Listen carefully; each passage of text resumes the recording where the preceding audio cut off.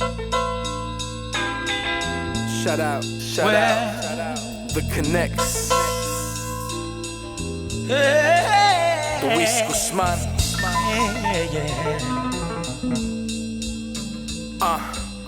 Don't ever go, never leave my side. Passion's all I have, courage is my drive. And if I lost you, I would lose it all together.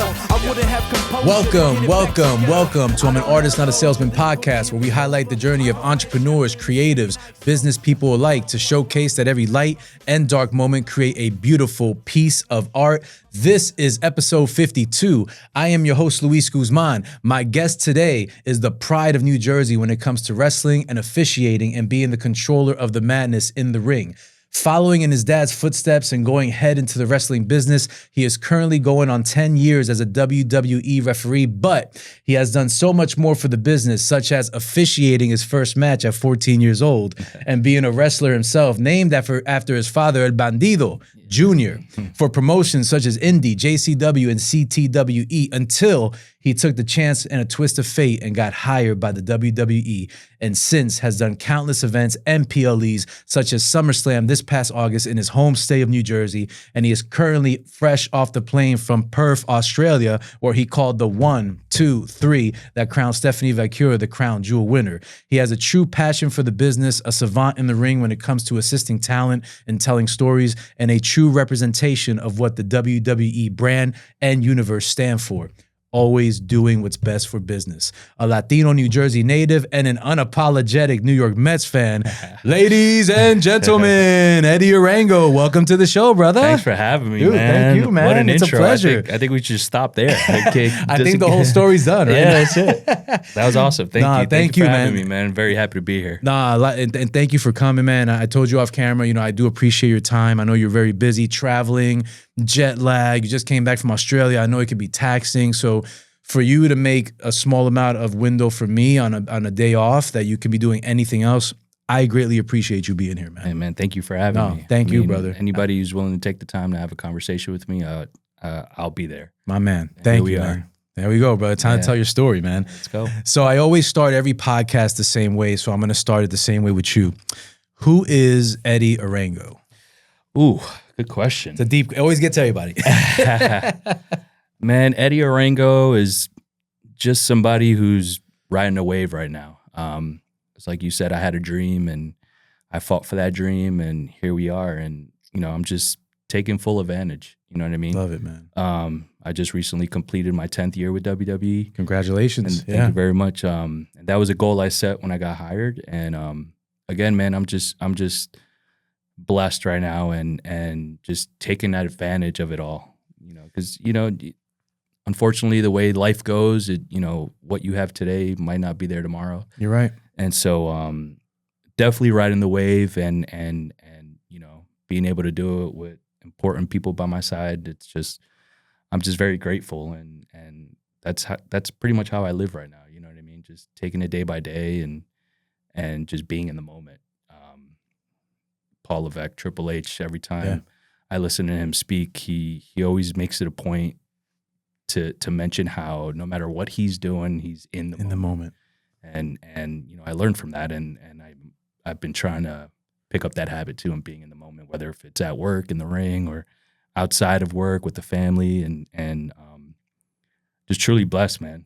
And I was a kid that I grew up, great mom, great dad, and I knew what I wanted in life, and they knew what I wanted in life, and they supported me, but they also, they had their they put in their 2 cents too, you know what I mean? And I'm just trying to make them proud. Yeah, so that's amazing. So, it's crazy that you are living the dream that a lot of people, I told you this off camera, realtors or, I don't know, people that are managers at Walmart, no shot at Walmart, whatever the case is, but they don't grow up wishing they were a realtor or wishing they were a manager at a retail store. Right. You legit grew up wanting to be into wrestling, and your father was the biggest example of that, which I thought was super cool, by the way. Yeah, a funny story about that, actually. So my parents had been separated when I was a kid, so I didn't really know who my dad was till I was about 4 or 5 years old. Okay. You know what I mean? And it wasn't because he didn't want to be around or anything. It's just, that's just how things happened. You know what I'm saying? And then one day I'm sitting in the car with my mom. She's taking me to a doctor's appointment. And, I'm like, oh, the doctor, what are we doing, right? So we pull up to this red light and I look out the window to my right and I notice there's like a street fair going on, like a block party. Gotcha. And this in Newark? Yeah, right in Newark. Dope. You remember the street? I'm sorry, I'm a Newark head like you, so. I remember the area. I don't remember the name of the street. It was by Bloomfield Ave. Okay, it's all good. I just figured one of those little side streets. You know what I mean? Gotcha. And I'm looking out the window and I noticed there's a wrestling ring set up outside. Yeah, and I said, "What the? Is that a wrestling ring? Like what the hell?" And so I'm like, "Mom, what's going on over there?" She's like, "Oh, I don't know. You want to come check it out?" And I said, "Yeah." She goes, "All right, we'll come stop by after your doctor's appointment." So I'm like, "All right, let's go. Let's do it." Now I'm ready. You know what I'm saying? Let's go to the doctor. You know what I'm saying? So boom, we go there, whatever, and we come back and like we're walking towards where the ring is, and I'm like, whoa, like what is happening right now? You know what I mean? And just a real moment. Yeah, man. Yeah. And then we're just kind of standing around waiting for the show to start, and here comes this wrestler, and he's got his tights on, he's got his boots on, he's got his mask on, and I'm just watching this guy walk, and he's walking in my direction. And boom, he just approached us. I'm looking up at him, and he's talking to my mom. And next thing you know, he grabs me by the hand, and we take a walk. And I'm like, what is, I look back at my mom, and she's like, you're good, go. Yeah, go. And that's where he kind of, explained who he was. I'm your dad. And wow. So the first time I met my dad, he was in wrestling gear at a wrestling show, getting ready to perform. And prior to that, I had already been obsessed with wrestling. Whoa. I was already watching it on my own. I was already recording it over my cartoon VHSs. Come on, dude. You know what I mean? Oh my God. So it's like meeting a superhero and your dad. Yeah. It's crazy. How was that? I mean, I know you were 5, right? Yeah. But can you recall at all any of the feelings? Man, at that age, it was hard for me to register what was going on. I was just excited. Like, wrestling. This is it. Wrestling. This is it. You know what I mean? This is it. Yeah. And as time went on, then I started to understand more and more. I was spending more time with him. He was picking me up on the weekends. He was taking me to his shows. Met my sisters, my stepmom. You know what I mean?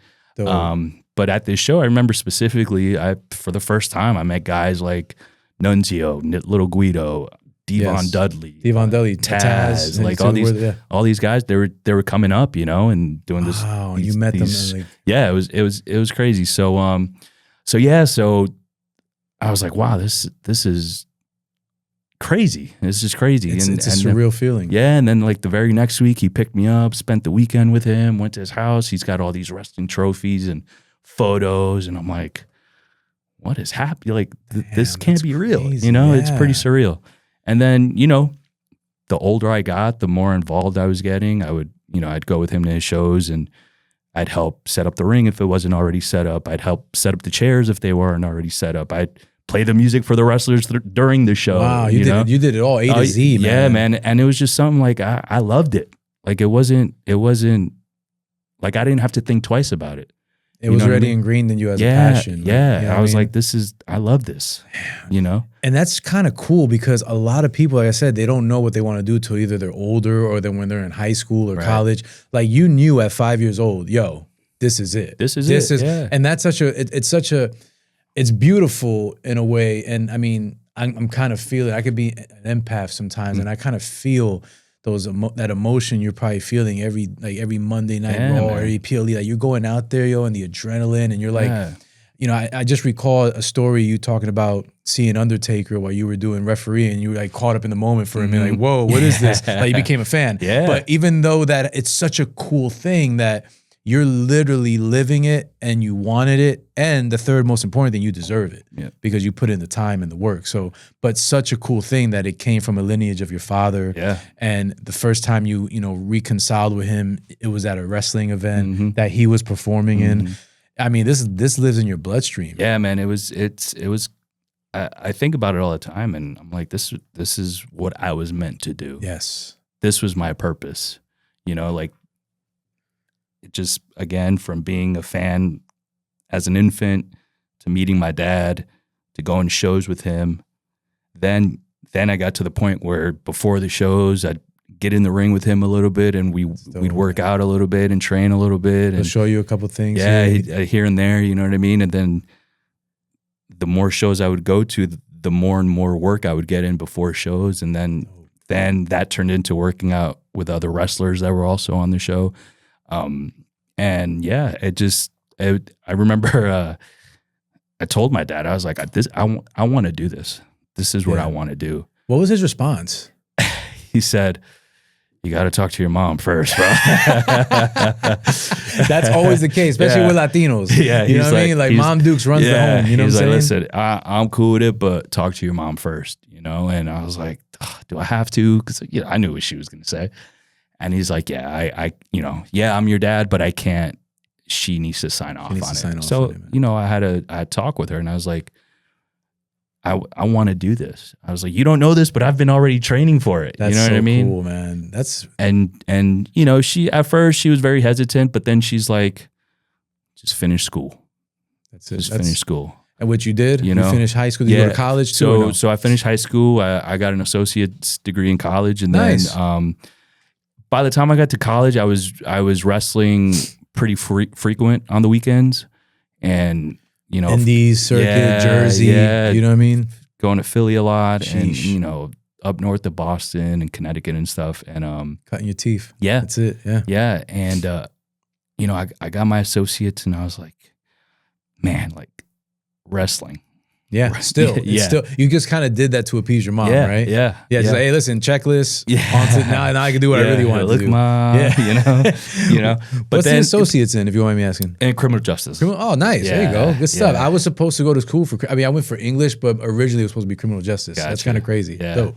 Yeah. I didn't go to, like a huge university. I went to Essex County College. Essex County College. That's what ECC? Yeah, ECC, did my 2 years there, and wrestling was picking up for me. I was really busy, and I'll be the first to admit I was a knucklehead as far as wrestling, in a sense where like I was doing a lot of dumb stuff to get a reaction, trying to get damaging the body, crowd. Trying to get a reaction from the crowd, and then it was tough for me to wake up Monday morning to go to class. I'm like, oh darn, And you're like in your 20s, where like you shouldn't feel anything after the next day. You're back, you know what I'm saying? I can't tell you how many times at that age, 18, 19, 20 years old, it was hard for me to get out of bed because of all the stupidity I was doing just to get a pop, just to get a reaction, or crazy for $20 in the air. for $20, sometimes for free, but it's what I loved. But you were learning the craft too, and that's the beauty of wrestling and people that are in the wrestling business, that you guys are like a family, because you guys have been through so much together, from the indies to the working crew, taking the ring out onto the next city. Like there's like a level of appreciation that the wrestling culture has that normal 9-to-5s or other businesses don't have that same respect. Right. And you learn that at a young age. Mm-hmm. And even though, you say it's being a knucklehead, you were trying to be creative. Mm-hmm. You were trying to like get a pop. You were trying to get a reaction. You were trying to, work the gimmick, whatever it is. But at least you were trying, right? Instead of just going out there and just going, what do they call that? Doing the hits, or and then just phoning it in. You were really caring. Oh no, yeah, I was all in, and I made sure I learned from other people, what to do, what not to do. I had tunnel vision. Yeah, like, I need to be the very best at this. Yes, in my mind. Yes. And the only way you can be the very best is to learn the craft and to practice the craft and just get better. You know what I mean? And it's obvious I love wrestling, and I would have done anything for it. Right. Hence why now I'm a referee. Yeah. You're living proof. Yes. Yeah. If they would have called me and said, hey, we want you to work at the Performance Center setting up rings 24/7, I would have been like, sign me up. in. Yeah. This is what I want to do, But I was ready. I was ready to commit, and I was just like I'm doing now. I was just riding the wave and was just checking to see where it was going to leave me. And fortunately, with the blessing of God, I get to live my dream every day. And No, dude, it's very. I'm very enamored by your story because I have a soft spot for people that are from New Jersey, number one, and in my background, I used to be an artist. I used to be an MC. I was in the music business for a short time, so I know that feeling of having this passion that doesn't go away, and you can't cure that. You got to just keep going after it. Blinders on like a horse in a race, and you're just going. Can't take no for an answer. I'll do anything. I was interning. I was doing whatever I had to do. Carry DJ crates. Kids don't know about that, but you know what I mean. But doing everything I have to do. So I resonate. Your story resonates with me because, I love what I do now, podcasting. I feel like I was born for this, but it was always a secondary thing. You are really living the primary goal, which was just being in the wrestling business. So, you tried doing the wrestling, and what was the issue that you couldn't get to the pros as a wrestler? And what was the transition from that to referee? If you could break down that whole little segue. So I'm not a big dude, right? And back then when I was on the indies, Rey Mysterio. Yeah. But Ray was just on another level of talented. You know what I mean? Like Ray is Ray. Yeah, Ray. He's an enigma. Yeah, he was one of my idols growing up. I love Ray. Shout out Rey Mysterio. Rey Mysterio. But it just got to the point where I was wrestling on the indies, and then like I wasn't getting that opportunity I was looking for, but at the same time, I was being realistic with myself. Like, I'm not a big dude.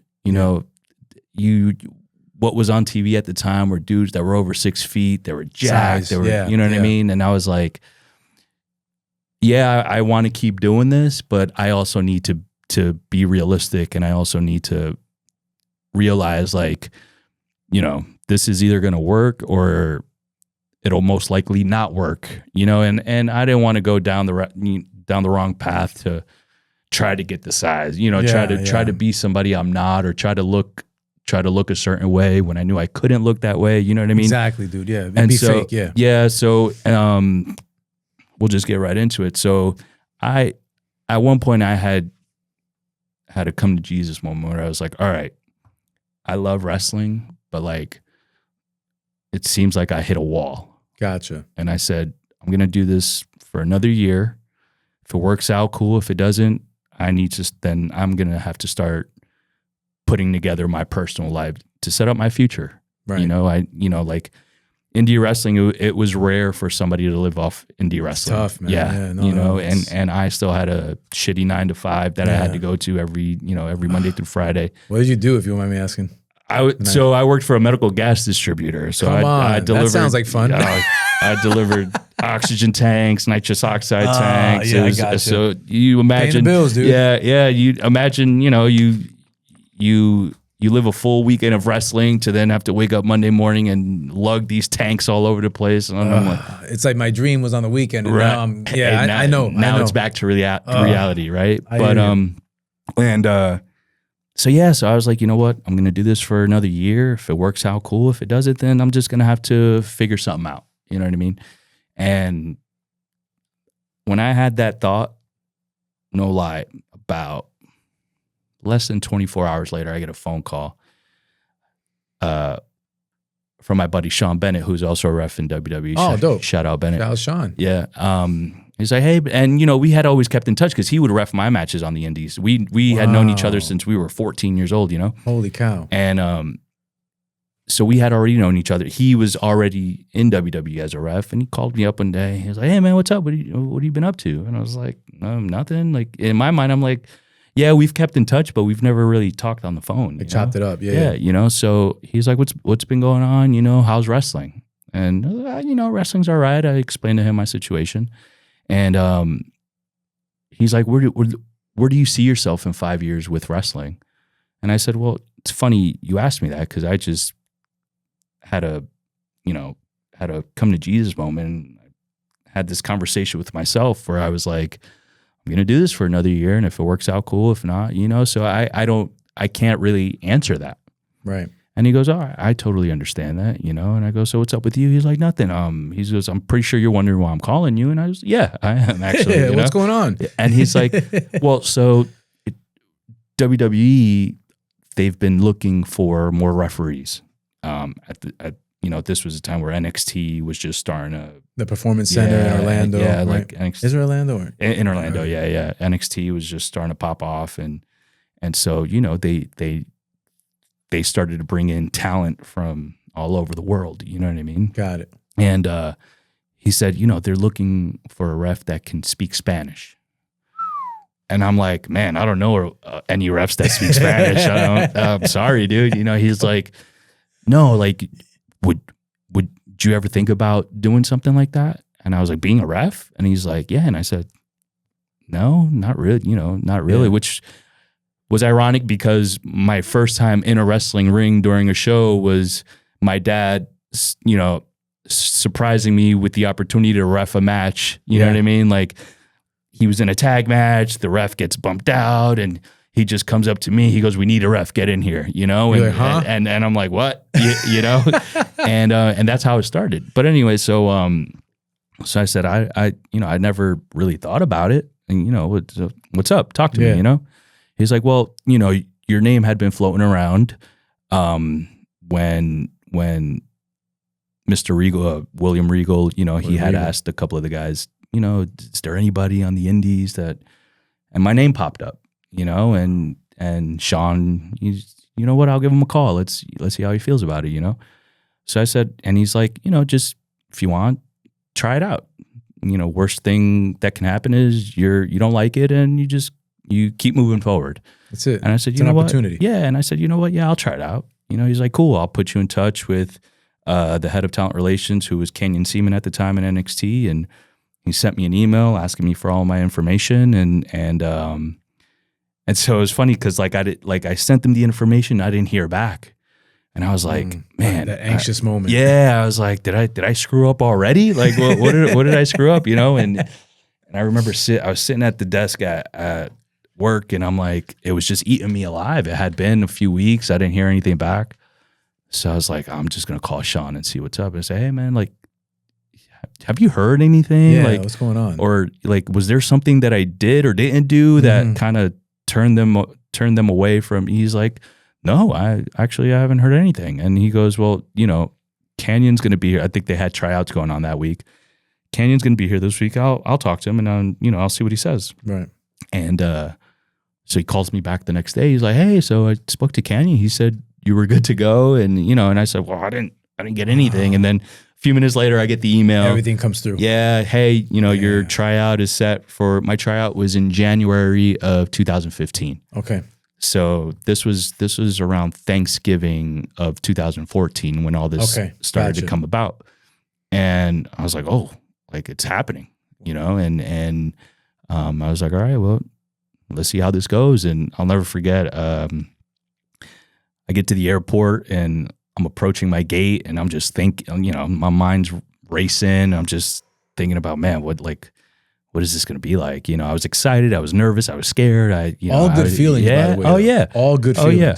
And, I'm just, my mind's going 1,000 miles a minute. And as I'm approaching my gate, I look up and I see a familiar face, and it's Damian Priest. Come on, sitting at yeah. Shout out Damian. Shout out Damian. I saw him at a Yankee game last year. Oh yeah, yeah. It was sitting like a couple of sections next to me. I ran up. I was like, dude, I need a pic, bro. Nice. Yeah, nice. He's real cool. Nice. Cool Boricua, man. He's the man. Yeah, he's the man. Cool dude. And him and I, we had known each other for a long time prior to that. In the indies as well? Yeah, on the indies. And that's when he was heavy, Damian. Yeah.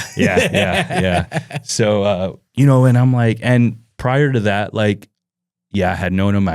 We would hang out, we would do shows together. But there was a time where he kind of went his own way and I went my own way. Mm-hmm. He was also doing things, with his personal life and working as well. And we just kind of grew apart for a little bit. Right. And after a couple of years, the first time seeing him after that was at the gate where we were both catching a flight to Florida NXT, wow. to do a WWE tryout. Full circle. Yeah, man. It was, and I remember doing the tryout, and Sean's like, yeah, you're probably just gonna hang around me and shadow me, and I'll just I'll teach you as we go. That'll be your tryout. Got it. So I'm like, all right, cool. So I change, and they're like, all right, everybody line up. let's get this going. Let's go. Yeah. And I'm just standing around, and the head trainer at the time, he's like, Eddie, you too. And I said, what do you mean? Oh, I'm doing all this too. He's like, yeah. And I was like, all right, well, let's go. You know, next thing you know, I'm in the ring rolling and bumping and doing all this stuff. And I'm like, I thought I was here to be a ref, you know, like, why am I doing all this? You know, sure, and you're taking bumps and everything? Doing the blow up drills. And come on. And I'm looking at Sean. I'm like, you set me up, bro. Yeah, you for real. That's what the wrestlers gotta do, man. You know, but it was such a great experience. And Mr. Regal pulled me to the side that first day. Whoa. And he goes, I'm familiar with you. I know you're a wrestler. And the reason why I like to reach out to wrestlers to fill in a referee position is because you already have the ring awareness. Mm-hmm. You already have the footwork. You already know, you know. And I was like, yeah, I'm here to do whatever you need me to do, you know. And he's like, all right, cool. And remember, I'm down doing push-ups, and the head trainer at the time, he just squats down. He goes, Eddie, you want to work for me? I said, yes, sir. He goes, just give me 3 days. And I said, yes, sir. And then just banged out the 3 days, and that last day, you know, once the tryout was done, Canyon, he rounds us all up, and we have this meeting, and he's like, you know, you're going to hear from us in about 4 to 6 weeks. In those 4 to 6 weeks, when we reach out, we're going to let you know how you did, and, you know, we're just going to go from there. Mm-hmm. 4 to 6 weeks came and left. I didn't hear a word, and I was like, oh, no, what did I do? Again, that anxious moment. Yeah. Eesh. And I'm like, damn, man. And I was kind of down and out, you know, and that year, WrestleMania was in San Jose. Okay. And I remember I was sitting home getting ready to watch. It was Triple H versus Sting. Oh wow! Yes. Roman Brock, and I'm sitting home and I'm getting ready to watch it. You know, I had my little iPad set up or whatever, and I get an email, and it's from Canyon, and I said, oh, and I open up the email. And it was just a generalized email to everybody that had done the tryout. Like, thank you for showing up. Yeah, hey guys, thank you for your participation in this tryout. We apologize. We know we had mentioned 4 to 6 weeks. You know, we got caught up in a few things. But you'll be hearing from us within the next week. So I was like, oh, bet, you know. And so you know, as a courtesy, you know, I responded and I said, thanks for the update. Hope things are going well in San Jose, and, you know, classy touch. Yeah, classy touch. Can't wait to hear. Hurt. Yeah, can't wait to hear from you. You know, dope. And he responded right back. Come on. And I said, that never happens. You wow. know what I mean? What did he say? And he said, I'll never forget it. He said, Eddie, we're gonna hire you. We're just not sure of the time frame. And I was like, let's go. My mom was sitting on the couch watching TV, and she's like, what's wrong? What happened? I go, I'm getting hired. They're going to hire me. Stop. They're going to hire me. You know, and she's like happy, but in tears at the same time. Yeah, I would be emotional like, too, man. Well, so I'm like, Mom, relax. Like, you know, and she's like, no, I just know, like, now you're going to have to pack your stuff and go. You know what I mean? Because, like, with my mom, it's just me. You know what I'm saying? It was just her. It was just her and I, you know? So I said, yeah, but, you know, this is what I want to do. This is your dream. Yeah. So that was in April of that year. And then July was sent to Pittsburgh to get all my testing and physical done and whatever. And then September 25th was the day I drove down and moved to Florida, and I officially had started at the Performance Center September 29th. Awesome, bro. Yeah. What an amazing feeling that must have been. It was just you're in the building. Yeah. Like you're hired. Yeah. Like your check says WWE. Yeah, man. I was excited. It's the way I felt going into that tryout, I felt going in my first day at work. I didn't know what to expect. You know, I just wanted to do my job. That's you know what I mean? Absolutely. And here we are, man. 10 years later, God is good. You know what I mean? God is the greatest, man. That is such an inspiring story, man, because you, like I said, you're telling me earlier about the 9 to 5, and the $20, you know, indie shows, and, you know, breaking your back for pops with no payments, nothing. And then you're hogging these oxygen tanks or whatever you're doing during the week.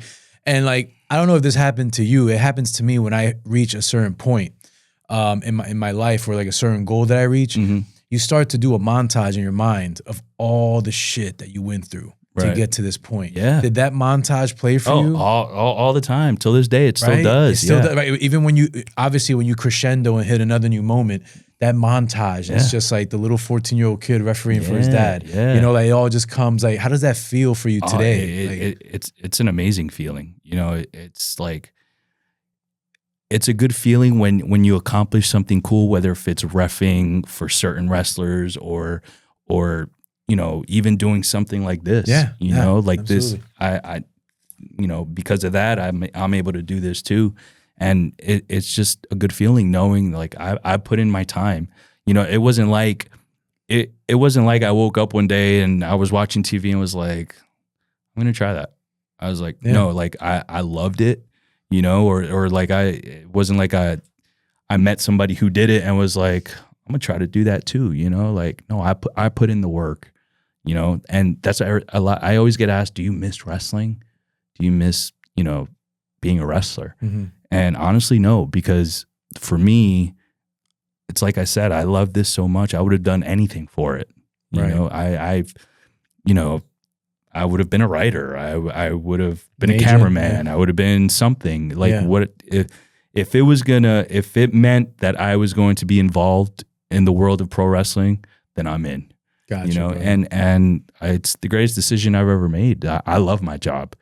You know, and you know, respectfully to the wrestlers that do go out there and they are busting their ass every night and taking those bumps and going through these 30-minute matches, like full respect for that, because I know what that's like too. But you know, I also like to get out of bed and you know, my body feels good. You're feeling good. You don't got that bumps and aches like everybody else. Exactly. And be honest with you, man, a lot of people don't highlight the importance of your job. Like people have to understand, like you're there managing the talent in the ring, which could come with egos, right? You're managing Triple H in the back or the agents or whoever's back there yelling in your ear, like, we got 2 minutes, we got to cut, you got a commercial break at this time. All right, we're coming back for commercial break. And it's just a lot of mental capacity that's in your head.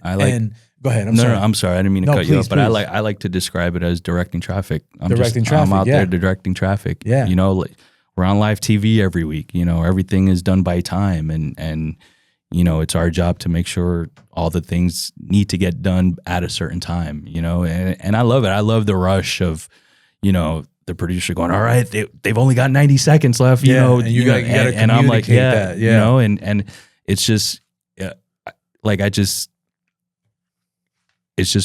feel like it's what I was meant to do. You know, and it's cliche and I'm sure a lot of people say this, but you know, I don't work a day. I love what I do, so I don't work a day in my life. I know. Listen, I am so encouraged by that because, you know, you, as much as, you know, you're here for me, I'm inspired by your story, man, because you are an antidote that shows that there is proof that you can do what you love. Absolutely. And be like legit happy. Absolutely. Like, you know what sucks when you like run into like a celebrity or an actor or a sports figure and they're so freaking miserable. And then they don't even want to take a picture with you. And granted, I get it. You get attacked left and right, but it doesn't, you know, The Rock says this all the time. It doesn't cost nothing to be a nice person. Like, just be nice. That's like, it. We're all human. We all have our ups and downs, but you're in a privileged position.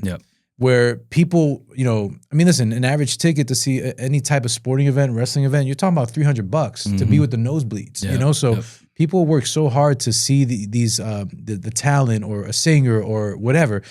Just be nice and be happy with what you do, you know? And I think you embody that. I you know, because I was that person at one time, you know what I mean? Like, were you really? I wanted to see the stars and get a picture and. Oh, okay. I thought you meant like an angry person. No. I wanted to, you know, and the last thing I wanted was for, let's say, if I had met Rey Mysterio for the first time and I asked for a picture and he's like, maybe later, you know what I mean? Like I just. Like, because you just never know, you never know who you're gonna meet, what that person's going through, right? You know what is on their mind at the time, right? You know what I mean?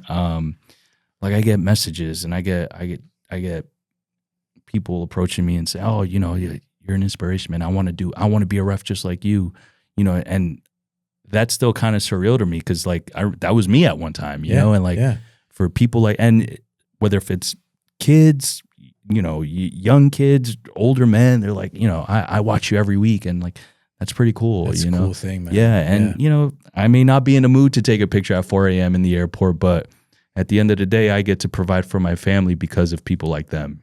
You know, you said it very beautifully. So I wanted, just like they're giving me their time and, you know, their money, I want to be able to give them my time as well. And that's just how I was brought up, you know. Yeah. Shout out, Mom. Yeah, shout out to your mom, man. She did a great job, by the way. Your parents are amazing, brother. Appreciate you. No, yeah, nah. So you're in NXT now, and you're an NXT referee, and you're working your way doing NXT matches, and you're not at the big show yet, so to speak, but you're kind of, now you're cutting your teeth on a whole different level. Yeah, man. You know what I mean? So I knew I was getting hired, and in August, WWE had ran a full weekend of live events. There was house shows. There was NXT. Okay. Well, there was NXT. Their first takeover in Brooklyn at the Barclays. Oh, dope. Okay, their first takeover. Then SummerSlam was that Sunday, and then Raw was that Monday. So a buddy of mine at the time, as like a gift for getting hired, he said, "Hey, bro, I got us tickets to all 3 shows, just so you could, you know." So you could sit in the crowd and feel it, because that's going to be you one day. You're going to be up there soon, you know. And I'm like, this is cool. Yeah. And so we were sitting at Takeover Brooklyn, and I remember Jushin Thunder Liger was on the show, and I was watching him do his entrance. I was like, yo, this is wild. Yeah. Like I'm going to be able to do this in a couple of months. You know what I mean? And then exactly a year later, back at the Barclays for Takeover Brooklyn 2, I got to ref the main event at the Barclays Center, Shinsuke Nakamura against Samoa Joe for the NXT title. Exactly a year later. Exactly. Wow. I was reffing the main event of NXT TakeOver Brooklyn. Jesus, how was that feeling? Oh man, it was electric. Yeah, I mean, when I got the news that I was assigned that, I was like, no way. Let's go. Yeah, no way. And then I'm out there, and you know, my mom and aunt are in the crowd, Pops is in the crowd, and I was like, I made it. This is it. How does your pop feel? I mean, he was a wrestler. Yeah, like he's got to have that moment. Like, my son is here. Yeah, no, he's proud, man. He's so proud. And again, man, like he knew I wanted it, you know. Yeah. And he taught me how to do things the right way, you know. And that's so dope, man. Whether or not I realized it, he knew what he was doing. Yeah. And he knew he was helping me. Absolutely. So shout out, Dad. Shout out to your pops, man. Shout out to your whole family. Bandido. Bandido. He did a hell of a job, man. Now you got the bandit in the ring doing the 1, 2, 3. That's it, man. Yeah. So I'm in NXT. We're selling out arenas. We're doing Florida local shows. They're called coconut shows. Okay. They're little Florida live events. We're on the road, traveling once or twice a month, doing live events on the road. And then and then I got the call that I was getting called up to the main roster, and that was in Major Leagues. Yeah, man, and that was in September of 2019. Wow. I debuted on Monday Night Raw at MSG, which was like, dude, that's like rock star. Yeah. There's only 2 other people that did that. If you know, you know. Give me the 2. The Rock. Yep. Taz. Yeah. Come on, dude. Yeah. I remember the head of talent relations at the time, he had given me a call, and he's like, Eddie Orengo debuting at MSG. Only 2 other people have done that. The Rock and Taz. I said, wow, that's major. Great company, man. Yeah. Come on. And then my first match I reffed was AJ Styles against Cedric Alexander. Wow. And an absolute banger. Yeah. Wow. How was that feeling, man? Can you walk me through that day? Oh, dude. Like the feelings, the work. Give me like a full 24/7 access that day. Your mind, your body. Like, what was going on in your mind? That Sunday evening, I fly into Jersey. Naturally, I'm staying home at my mom's. And she's like, "Are you ready? Are you excited? Are you this? You're that?" And it's like, I want to get this first one over with. Yeah.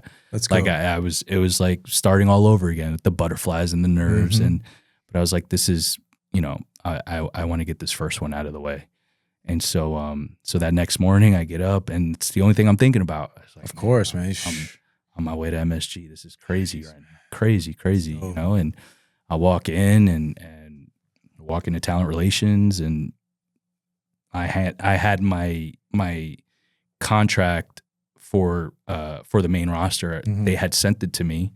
So I signed it and I had it on me. So I handed it over to him. He's like, all right, let's get to work. all right, let's do it. And just walking around and introducing myself to everybody, and you know, now I get to work with guys that I had been watching on TV before getting hired by WWE. It's a different feeling. Yeah. And you know, you see guys like The Miz walking around, and you know, there's Seth walking around, and even AJ. Like I had worked a ton of indie shows with AJ, but to be able to work with him on that stage, like that was major for me. Like my first match I refed on the main roster. AJ Styles, he's a legend now. Yeah, bro. he's about to retire. Yeah, man, he's the phenomenal one. Yeah, he's young. And he seems like a real salt of the earth, like just a cool guy. He's cool, man. Like, he doesn't seem Hollywood. No, not at all. And he's always so open to help out others, man. And That's dope. He's a good egg. He is, you know, this company, you know, deserves someone like him. Yeah, he's awesome. Bro. Yeah. So and what he did with Cena a couple weeks ago was, I mean, at Perth, like that was. I don't care about 5-star matches. That was a fire match. Yeah, that was like a legit fire match. You know, they had, you know, it was just magic. And for somebody that didn't start within WWE to be able to come in and be able to pull off and not just that match, him and Cena, they've had bangers for the past few years. They have history. Yeah, you know what I mean? So did we expect anything less? No, but like it was a fire match, you know? Dude, I'm locked in the whole time. It's like, that was of course, an amazing match. It's John Cena and AJ Styles, of course. It's a throwback. Yeah. So to be able to ref for him, it was pretty cool, man. It was really special. I remember Stone Cold Steve Austin was there that night, and wow, he had a beer bash, I think, with a couple of guys. I was like, what is my life right now? Was this a Raw anniversary show? I believe so. Because Stone Cold wasn't wrestling 6 years ago. No, he wasn't wrestling. No, it was some.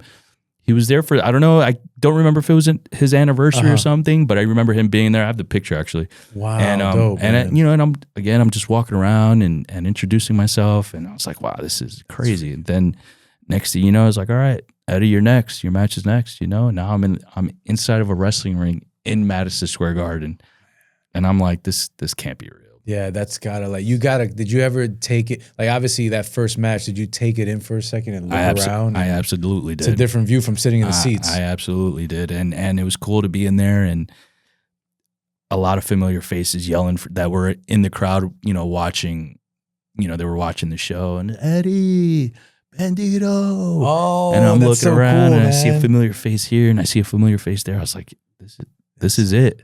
That's it. This is it. I made it. You made it, dude. You know what I mean? Wow. And that, let me ask you a question, right? Like that must have been an ethereal night for you, like just goosebumps galore. Absolutely. Like you probably couldn't go to sleep that night. Man, it was crazy. Yeah, I was wired, man. I was on another planet, and you know, and with the nerves and you know, in my mind, I just want to do a good job. But at the same time, I'm like, this is where I belong. Got it. This is what I worked for. This is what you work for. Yeah, you deserve to be here. Right. Yeah. This was my goal. You know, like my goal when I started at NXT was to referee a main event, and I got to do that a year later after starting. You know, my goal was to make it to the main roster, and I got to do that. You know, my goal was to show and prove that I belong, I belong here. You know what I mean? And I was able to do that too. It was like I said before, man, 10 years later, here we are. You know? It's wild because a lot of people would have given up way before you said you gave yourself a year. Yeah. And as soon as you did that, boom, it comes back to relationships. Your boy Steven hits you up. Yeah. That's a guy you knew from the indies that, you know, referee with you. People don't understand how important relationships are. They're almost like currency. Because if you and Steven weren't cool, right, you wouldn't have gotten that phone call. Exactly. You know what I mean? But the fact that you did not give up and you prepared, and then when the timing was right, you know, they always say good luck is when preparation meets timing. You were prepared, you stayed prepared, and when the timing was right, you executed. 100%. And it would be a shame for you to be in the grandest stage of all, Monday Night Raw, for your first time with AJ Styles, and you don't perform, and you don't show up and manage and direct traffic on an amazing match. You've earned this right. So you already know this. So there is no second questioning. It's like, yo, I'm arrived. I'm here. I belong. You know, and it's very powerful to hear your story, because a lot of people, they suffer from the want, but they don't have the belief. And you have the want and you have the belief. And those are the game changers. Yeah. You know what I mean? Yeah. I did have that. I did believe in myself, but I think what also helped me a lot was the people around me also believed in me. You know, Takes a village. The people around me understood what my goal was, and I had endless support, endless help. Dope. And you know, for me, it's like, you know, going back to my buddy Bennett, you know, he's the one that called me, and at the same time, I'm like, all right, bro, like I'm gonna make sure I don't want to make you look bad. Yeah, I'm gonna make sure I'm on my game, because I don't, you know, you were cool enough to say, yeah, I'll give him a call, and now it's my job to make sure you don't regret that. You know, which is why I put in the work the way I did. You know, I wanted to make sure, you know, I didn't want to make him look bad. I wanted to make him proud. I wanted to make everybody around me proud. You know, and by the grace of God, I think it's worked out so far. Yeah, you've been doing amazing, dude. Yeah, man. Yeah, and it's crazy, right? Because I wanted to ask you, so you're in the game now. How many repetitions, as far as matches, did it take for you to feel super comfortable, like cruise control, or do you never get on cruise control? I try not to get on cruise control. I never want to be complacent. It took me a while to get used to it. It took me a while to learn it. You know, with being around wrestling, you kind of have an idea of what a referee would do, you know, but then like when you got guys like Sean Bennett and Charles Robinson and all these other refs, you know, feeding you knowledge, you're like, damn, I thought I had an idea, but this is you know what I mean? And so I was like, but again, I was ready. I was ready to take that on. I was ready to learn. And you know, it took me a couple of months before I had my first match on TV for NXT. Okay. But you know, I just made sure leading up to it that I was, you know, because my goal was to get on TV. So I was in the Performance Center 6 days a week. I was doing the coconut shows and getting the reps in and watching film and getting feedback and doing the extra ring and I was, you know, because I wanted to get this popping, you know. I want to show I want to show everybody I belong here, you know. And it took a couple of months before I had my first match on TV, and then we just went from there, man. It's all a learning process. In wrestling, like I always say, you never stop learning, no matter how long you've been in the business. You got to be a sponge. You never stop learning. Yeah, you know. And there have been times where I think I know one thing, but then I hear someone like AJ Styles talking, or John Cena, or Seth Rollins, and like they're spitting knowledge, and you're like, damn, yeah, you know what I mean? And that's one of my favorite things about wrestling in general is you never stop learning.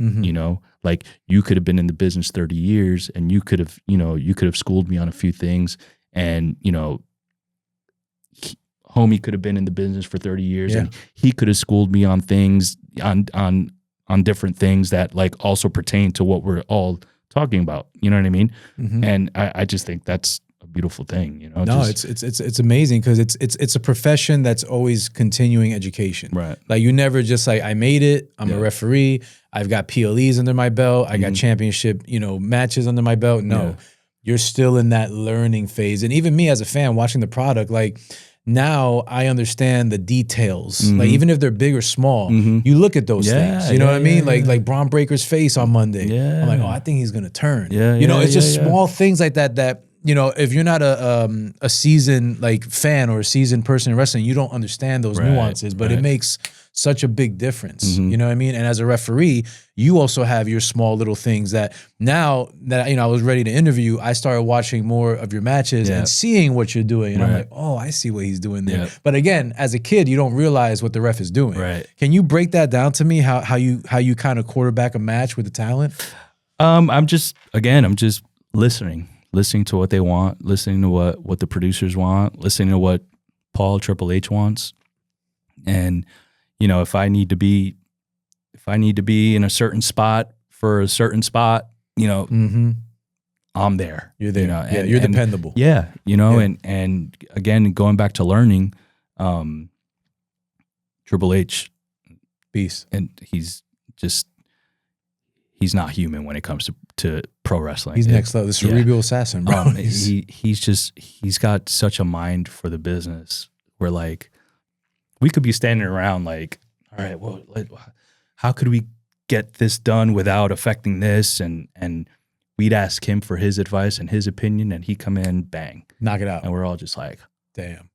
Like he just created fire. Yeah. Yeah. You know, like he's just, you know, and I've been fortunate enough to work under him since I started in NXT, you know, and he's such a great human being. Like he's very approachable, and, you know, and till this day, listening to him speak, you know, or give ideas or, you know, help talent. It's my jaw dropping to me because he's so smart when it comes to this. He lives the business. Yeah. You know,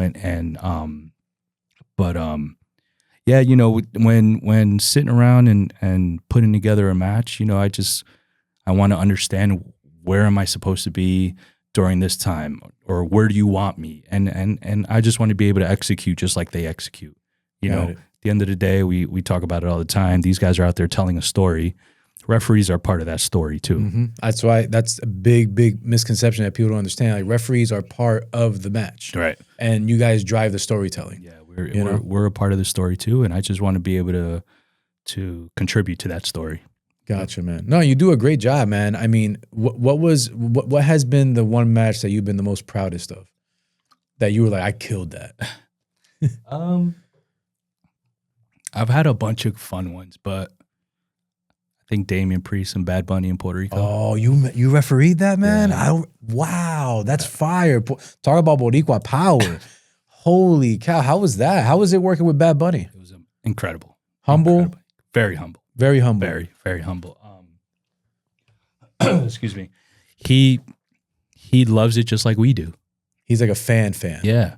And so, you know, we're in there, you know, he leading up to, he's like, I'm going to need your help out there. I was like, I got you, man. This is what we do. Dope. I like to be able to pull that off with two other Boricuas in Puerto Rico, family in the crowd, just crowds going nuts. Carlito's return. That's crowd right. goes nuts. Savio pops up out of nowhere. Savio, yes. That you bring me back now, dude. Yeah, that's right. Like, and that was something where, like, again, here's a guy with little experience who's going to need help from everybody around him, and you know, I want to be able to contribute to that. You know. Wow, dude. And after the match, he thanked me. He was super happy about it, and said, "Hey, man, this is what we do. Yeah. We all help each other out." You know, and so that's up there. Was that another nerve-wracking moment? Oh yeah. Like, were you like, how was that day? Like, I would be stressed out. I was I was stressing, but I was also excited because I knew we had something special, you know, and to be out there during his entrance when his music hits. People went crazy. Goosebumps right now, yeah. Imagine, you know, and when that 1, 2, 3 hit and we were back in the locker room after the match, it was, man, we were like, we did that. Yeah, man. We did that. And that's definitely a match I'm definitely proud of. That's dope. And it's for me, it makes me even more proud that it was all Boricuas. Like, we're Puerto Rican, man. Like, you know, there was a time where, you know, you turn on the television, there was just white guys wrestling or white and black. Like, there wasn't a huge, you had your few, like Savio Vega, but to have 3 Boricuas in the ring, and one of them's not even a wrestler, he just came in and did his training, and to pull off something like that, I mean, that in Puerto Rico, back in the 80s, you would have never thought that would happen with a guy that's celebrity is as big as, you know, Taylor Swift, you know what I mean, for Puerto Ricans, and then the biggest Puerto Rican name now in wrestling, Damian Priest, and the referee being, come on, dude, that's like childhood dream type stuff. Yeah. You know what I mean? Like, you would never have imagine you like delivering the oxygen tanks back in the day. Like, I'm going to be in Puerto Rico one day. Yeah, man. You know, with Bad Bunny. Yeah. It's surreal. I'm in the ring with Bad Bunny, and I'm in the ring with one of my best friends. Damn. About to pull off something special. It doesn't get any bigger than that. Does not get any bigger. I got to admit, that has to be like the biggest match, in my opinion. I mean, there's nothing that comes close to that, right? If anybody else that you know. That's my number one. That's your number one. Yeah. That's my number one. Have you ever worked with Cena in the ring at all? So I was able to work with him on On a few live events. On Okay. TV, no, except when you wrestle Randy in St. Louis. Oh, Backlash. I was the second ref that came down, 1, 2, kick out, then took the belt shot. Yeah, that's right. But reffing a full match of his on TV, it hasn't happened yet, but I was very fortunate to have been able to work with him on live events and stuff. And again, listen to him talk and spit his wisdom. And there's one guy you're going to listen to when he's talking, it's John Cena, right? Yeah. And so that those matches were cool experiences because one, I'm in the ring with John Cena, you know, the literal GOAT. The GOAT, literally, yeah. Wow. And I'm appreciative of the time I was able to have with him in the ring. You know, whether I'm able to ref a match of his before he retires on TV or not. You know, if it happens, awesome. If it doesn't happen, awesome. Because I still got to be around him. I still got to listen to him speak. You know, right. and just watch and just like the GOAT, right? Yeah, just literally, man. Yeah, no. so it's an amazing thing. I'm tripping out because you talked earlier in the interview about they needed a Spanish speaking referee. Mm-hmm. Look at this beautiful full circle moment God did for you. They asked for a Spanish speaking referee. You did Puerto Rico with Bad Bunny, who I mean, papi, ya tú sabes. I'm sorry, he's not really speaking in English, right? And look at this beautiful full circle moment. You're fresh off of Perf. The champion speaks Spanish. Yeah. Stephanie Valkyr. How does that feel for you as a Latino? Like proud. Yeah, right. Proud. Like, that's got to be. How was that match? It was awesome. Yeah, and to watch what she's been doing since she started here. I just saw something on, I don't know if it was Instagram or something, but it said she's the first wrestler to win 4 titles in a year or something. Really? Yeah. So for her to be able to accomplish that as a Latina, that makes me proud. Yeah, she's representing us, you know. And I was there. You know, we went back in 2017 or 2018. You know, a few NXT coaches, including myself and a couple other refs, we went to Chile to host a tryout, to hold the South American tryout, and she did that tryout. Get out of here! She was there. She did the tryout, and you know, they told her not right now, and you know, to your point earlier, it's very easy for someone to lose that motivation after you get that type of news. But she said, "Oh, not right now. Watch me."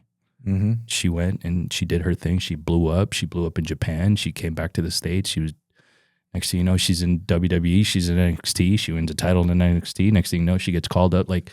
She knew what she wanted and she worked for it. And look at where she's at now. You know, same with Damian Priest. Damian Priest, we did our trial together. He was told no at the time. You know, I got hired, but that he didn't lose his motivation after being told no. He went and he got into even better shape. He went and wrestled for Ring of Honor and became a staple in Ring of Honor. Then he made his way to Japan and wrestled for New Japan. Now WWE's knocking on his door like, hey, we want you to come here with us. And look at him now, man, on top of the world. Yeah. You know, and those are the type of people I like to surround myself with, you know, because like we all had that same vision, even though our roads led up to that goal in different paths. Like we all knew what we wanted. Mm-hmm. You know, Stephanie knew what she wanted. Damian Priest knew what she wanted. Eddie Orengo knew what he wanted, you know. And the beauty about that, Eddie, is that I'm a strong believer that when you really want something, it's going to come with sacrifice. It's going to come with a lot of pain. It's going to come with a lot of setbacks.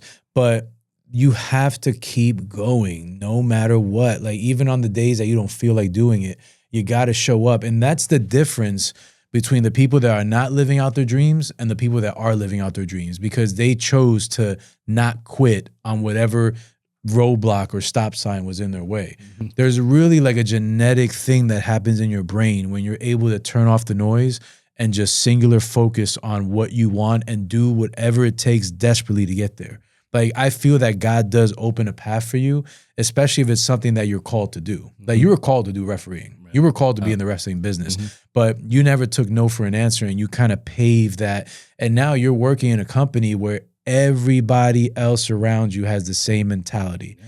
And when you have greatness like that around you, everyone just elevates their game. You know what I mean? So, like, you have just elevated from 2015 to today to who knows what's going to be in 5 years or 10 years? And we sit back down again, like, whoa, Eddie, you know, like this is wild, you know, because you took a stance to say, no, I am going to do this, and I don't care what is getting in my way. I'm going to break through that. Right. And I think that takes a special type of person. Yeah, I just, you know, again, I just want them to see that, you know, I'm someone they could rely on. I'm someone they can depend on. Like, yeah, you need me to ref the main event of WrestleMania, I'm going to ref the main event of WrestleMania, and I'm going to do a good job at it. You know, absolutely. I'm not going to make you regret making that decision. Has that happened yet, by the way? Not yet. Okay. No. But, I mean, I see it coming. I mean, come on. I've, you know, I'm still Triple H. Yeah. No, there's still refs that I work with every week that have been there, you know, much longer than I have, and you know, they paved the way for somebody like me. So they're in that top spot, and one day, you know, God willing, I'll be in that spot. But right now, I just stay in my own lane, do what I'm told, do what I'm asked to do, and that's it. You know? It's kind of the same as the wrestlers, right? It's like, I don't want to say seniority, but there's like a level of pace where, you know, you're earning your way. You got this under your belt. You got this. It's only a matter of time before down the line, you're going to be blessed with opportunity. But going back to the preparation and timing, you stay prepared. Yeah. You know, and with that timing, when it comes, you know you're going to crush it. 100%. I had reffed Damian Priest against Drew McIntyre, and this was in Scotland, Clash at the Castle in Scotland. Okay, yeah. And that was a crazy match. And they were the main event, you know, and prior to that, it had been a while since I had done a main event, let alone on a PLE, you know. And I remember being in the ring and I'm like nervous. I'm like, main event, you know, like, man, I didn't bugs you out. I was so nervous I wasn't myself, you know. Really? Yeah, like it was a big spot. There was a few things going on within the match. So I was like, but like the bell rang and I was like, I took a deep breath, let it out, and I was like, no, I belong here. Let's do this. You know, and that's where I relaxed and it was go time, you know what I mean? And it's so surreal every time I'm in there, whether if I'm on the opening match of the show, in the middle of the show, or closing out the show.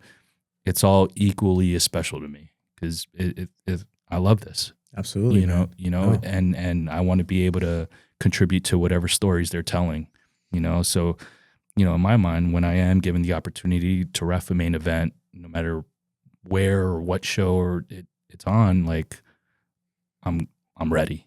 Gotcha. You know, just can't. You know, I don't want to get caught up in being nervous and oh man, I hope I don't screw this up. Oh man, like no, this is where I belong. If I didn't belong here, I wouldn't be in this position. You know what I mean? So, it's just very important to me to be able to, like, for me, it's important to me for my coworkers to say, "Oh, Eddie's our ref. Oh, sweet, let's do it." They feel comfortable. Yeah. You know, you don't want to be the person that's like, oh, I don't know if I want him to ref my match. I don't know if he can handle that. Right.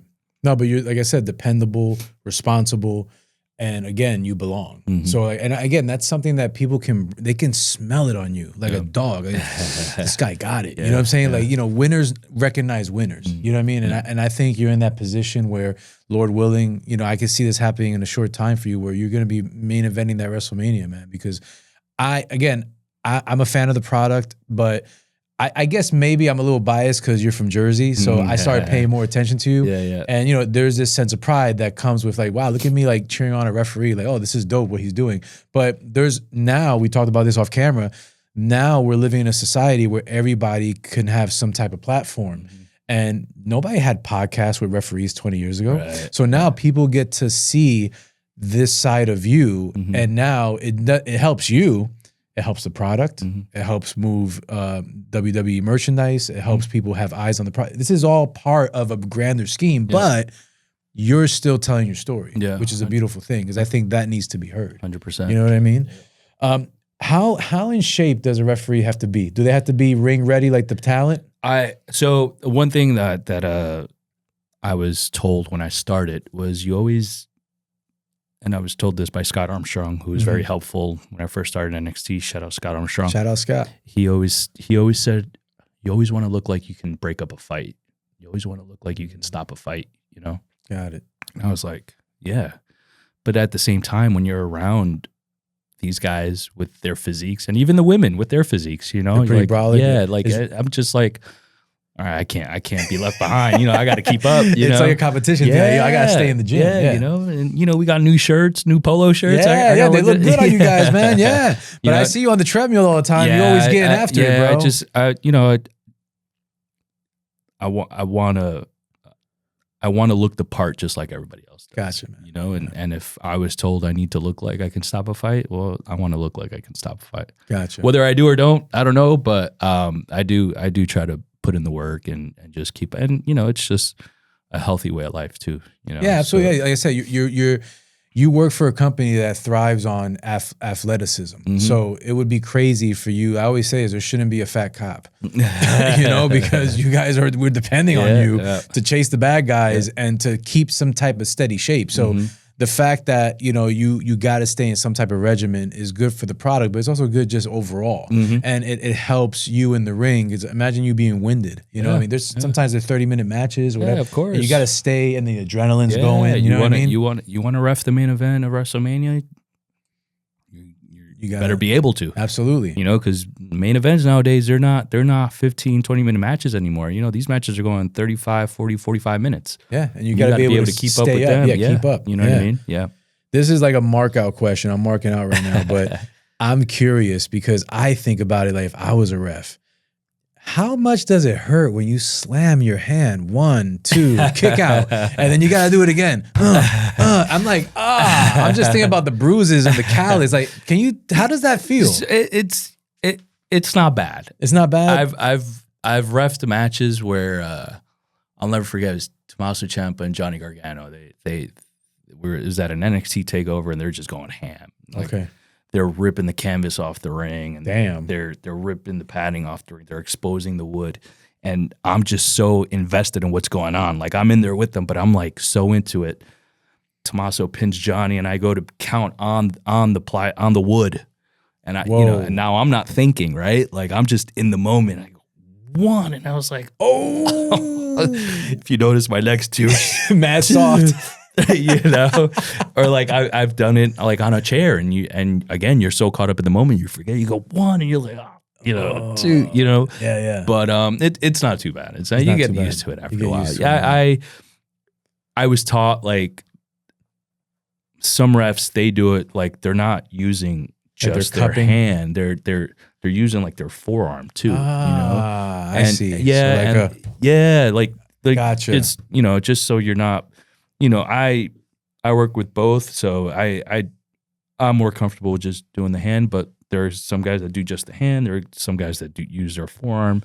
But it's not too bad. It's not too bad, unless if the floor is exposed, then you gotta just remember what you're like counting a hardcore on. match, or like a street fight. Yeah, and you know, I've had to count on tables. You know, but it's not too bad. Not too bad. Yeah. That was just like a personal question I had. Like, I wonder, does that hurt, man? Yeah.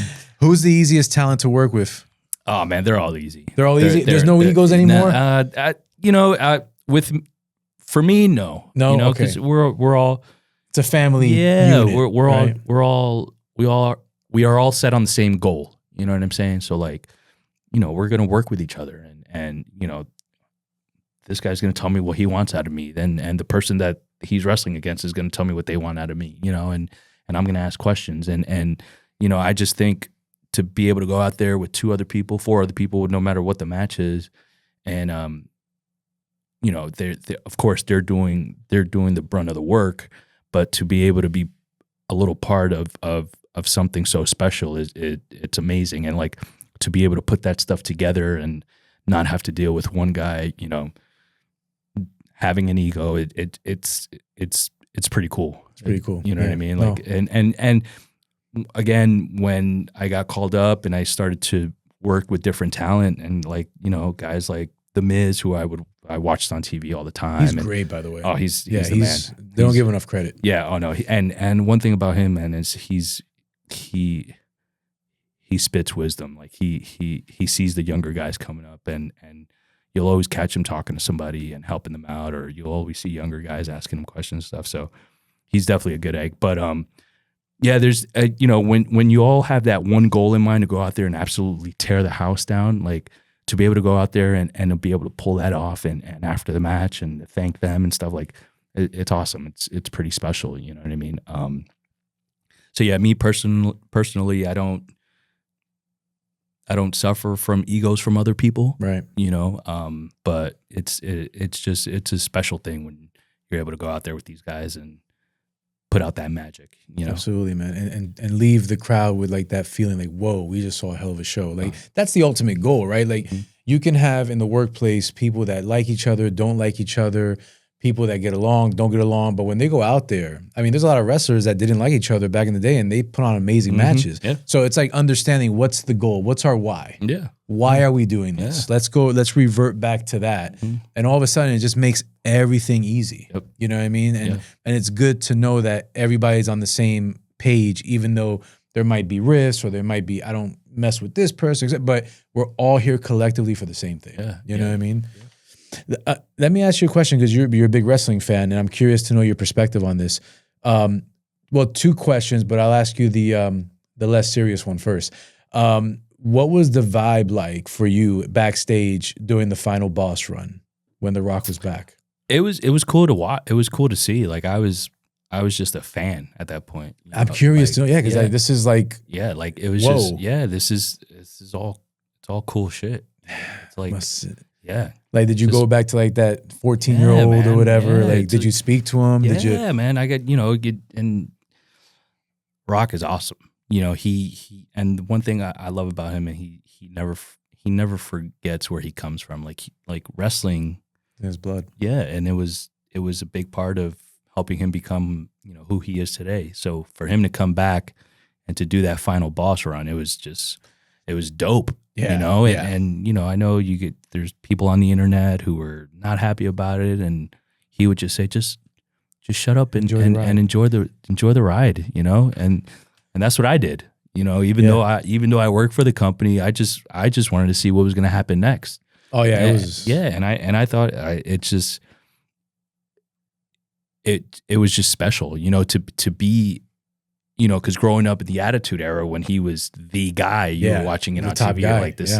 That's a bad motherfucker, right there. Yeah, he's bad, bro. He's and then now he comes back as the final boss, and like he's even badder than he was. You know what I'm saying? I'm like, yo, what is life right now? Yeah, and I get to I'm that fly on the wall now, and like again, man, listening to him talk and help out the younger guys as well, and it was just.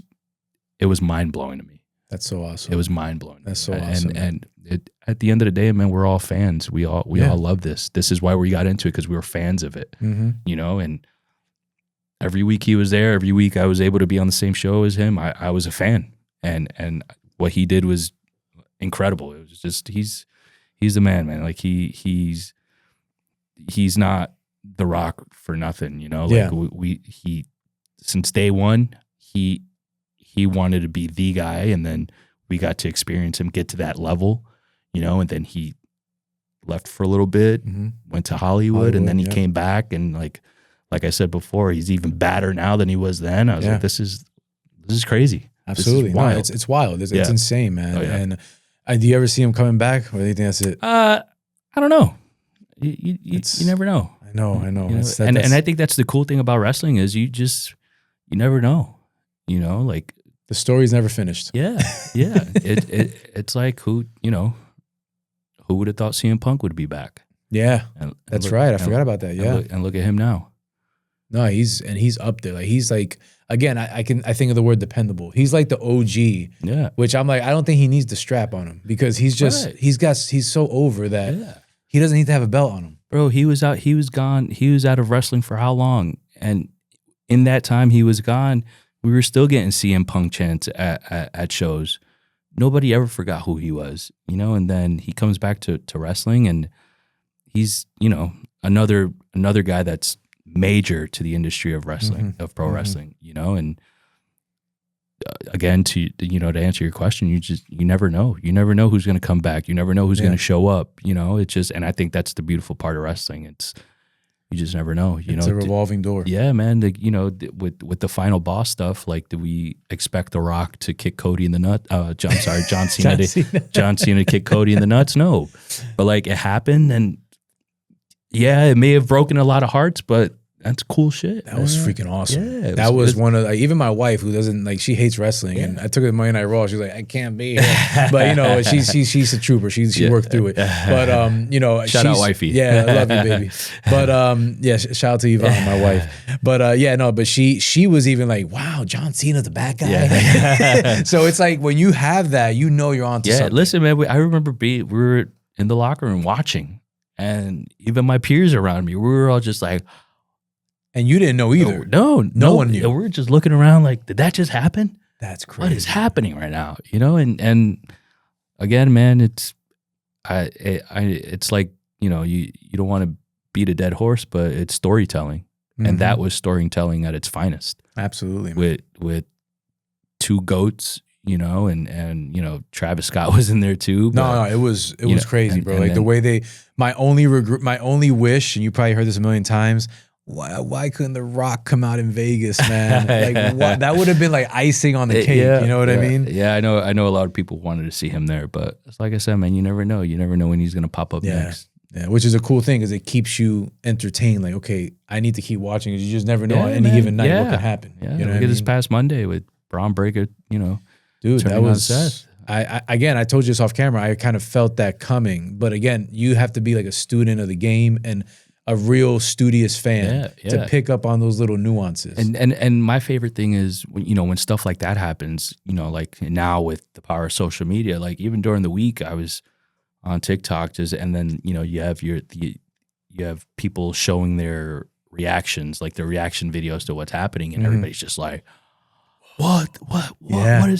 Like, I love seeing stuff like that. It gets me excited. Yeah. Like, you got them, right? Yeah, you got them. Now they're on the hook. Now they're gonna strap the seatbelt and enjoy the ride. That's exactly. That's the whole point, man. Yeah, man. And it's just when stuff like that happens, it's just so special, and it's cool to see inside and outside.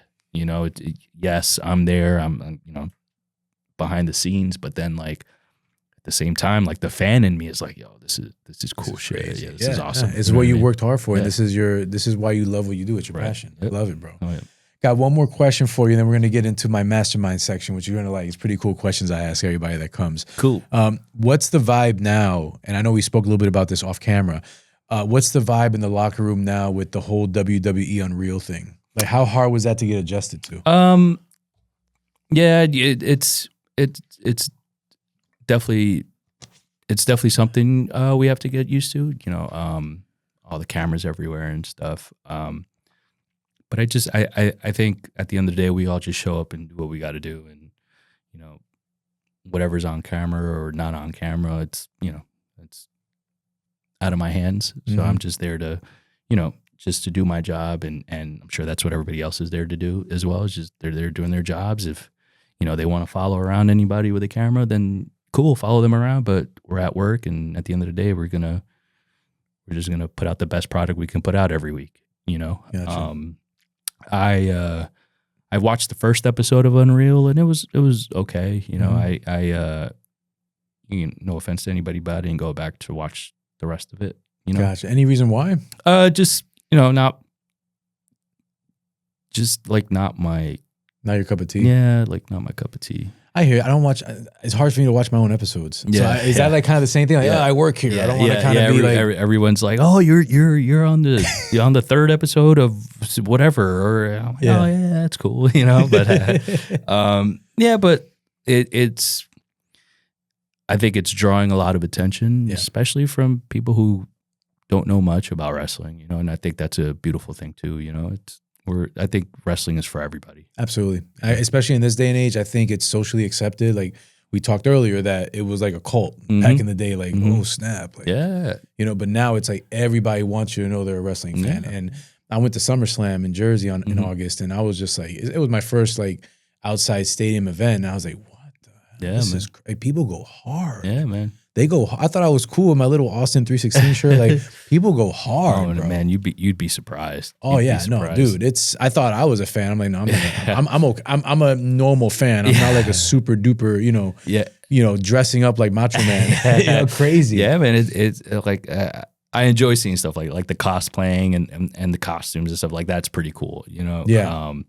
Even like with the, I have buddies that watch and are big fans, and they're like, oh, we're out here at 9 a.m. in the parking lot of MetLife, and they're like, you should come stop by. We're tailgating right now. And I'm like, as much as I want to be out there partying with you guys, I'm at work. Yeah, man, I'm working, dude. But like, who would have thought? Like, I never would have thought like, people would be going to MetLife Stadium to watch, let alone a stadium, but to watch wrestling, and they're out there. And they're treating it like it's a football game, or it's crazy. They're tailgating. They're all dressed up. They're ready to go. And it's not only for one night; they do it for 2 nights.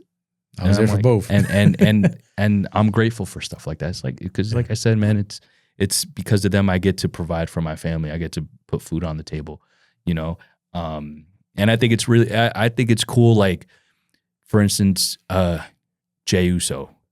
Jey Uso is probably one of the top stars. Oh yeah, and he's super duper over. Yeah, and he's popular with the kids, you know, and like to have shout out Jay, to have been able to watch him grow to where he's at now, and like then you see the kids or even adults dressing like him. Yeah, it's crazy, like him. You know what I mean? I got relatives that love that. I got little cousins that love wrestling, and they're like, hey, come to Jeremy's birthday party when you go. It's Jey Uso themed, know. And I remember telling him one time. I said, man, I went to my little cousin's birthday party, and you were the theme. He's like, for real, Us? And I said, that's exactly how you sound. And I said, yeah, bro, it was. And I showed him pictures and everything. He's like, man, that's cool. That's dope, man. That's cool. And then he looked at me. He said, why you ain't FaceTime me? And I was like, that would have been epic. Yeah, it was Saturday night, dog. I don't want to bother you on your day off, though. But and like stuff like that, it's super cool to see. Like Damian Priest, like to see where he's at now. He's wow. Yeah, action figures, wrestling buddies, people dressing like him, like that. I just think it's so cool, and it's just so special, and just goes to show like wrestling, like it's booming right now. It's booming. Like, yeah, this wrestling. is the time where. The product is at a place I've never seen it before in my life. Yeah. I mean, the downside, kayfabe is dead. I don't think there's any more kayfabe, but that's for people like us that we know, like hardcore. Yeah. But at the end of the day, it brings in the neutral watcher, or there's a word for, I can't think of it right now, like the casual watcher. Casual. Yeah. And all of a sudden, hey, I'm gonna watch Smackdown. Oh, I'm gonna watch a PLE. Yeah. I'm gonna get the ESPN app. Like there's just so like now I'm buying T-shirts, and now I'm going to the so it's a beautiful time for the wrestling business. Yeah, it's just funny because like you see the kids, and the kids are into it. And they're wearing this stuff, but then like you see their parents who are just as into it or even more into it than the kids are. You know what I'm saying? Yeah. And I was like, this is pretty cool, man. It's just we're doing something right when a referee is at a Mets game and he stopped multiple times. Hey, you're the referee on Monday Night Raw. Like that's crazy. And it's just crazy. And I'm just a little part of that. Like I sometimes I can't go anywhere with Damian Priest because he's constantly being stopped. Yeah, he's stopped. Yeah. You know what I mean? So like that's when you know how big this is. Yeah. When even the referees being pulled aside, hey, can I get a picture? Or hey, can you come do my podcast? You know what I mean? Like it's just your talent. It's just crazy, man. And I think it's just so cool. And it's not only here; it's all over the world. Yeah, it's global. It's a global brand. Yeah, we just got back from Perth. We sold out. The arena 3 nights, set attendance records in Australia. You know what I mean? At 8 a.m. PLE, like over here, like people were watching. It's like, it's crazy. Yeah. It's, and it's just super cool, man.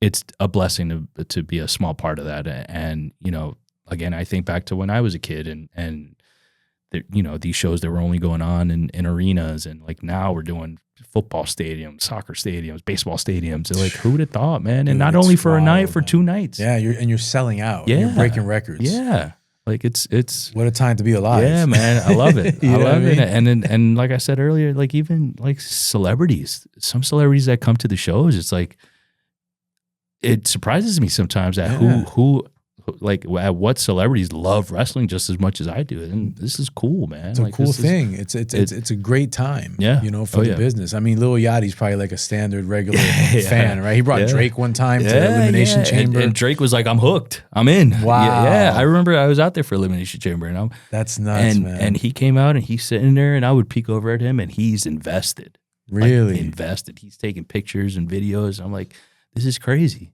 You yeah, know? it's and then you got Logan Paul, who is like the biggest influencer, and now he's actually good. Yeah, like, he's not just like you know, this dude is taking the craziest dives and the somersaults. He's a natural, man. He's a natural, man, and he's the natural heel. Yeah, you know what I mean? And again, like guys like Bad Bunny who said, "Yo, I want to do this.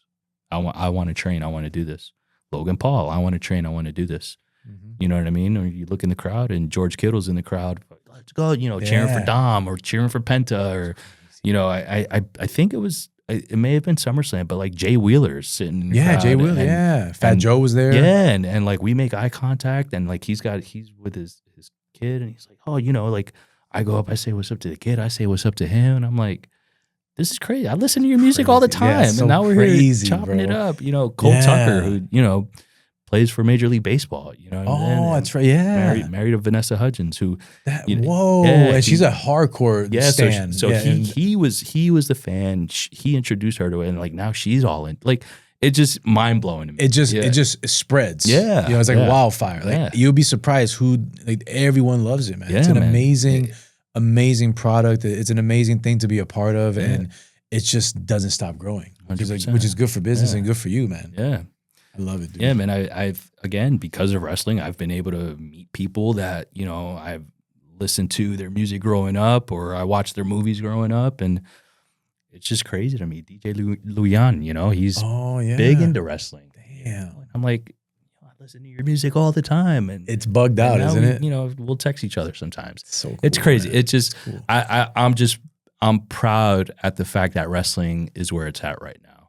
Like, I just, you know, I've loved wrestling my whole life, and like to see where it's at now, it's pretty special, and I just pray it keeps growing, it keeps getting bigger and bigger. You know? Absolutely, man. You're a big part of that, man. Don't say small. You're a big part of that too, brother. Appreciate that. I got some mastermind questions before I get you out of here, man. These are just quick thought questions. Whatever comes to your mind first. Oof. If there's a story that's attached to the answer, feel free to share. All right. What book have you read that inspired you the most? I'll be the first to admit I haven't read a book in a very long time. You're not the first person to say that on here, and probably not the last. I'm not a reader. I'm not a reader. How about a quote? A quote that inspired me the most. That's a good pivot there. You see that? Yeah. That's good. That's good shit. A quote.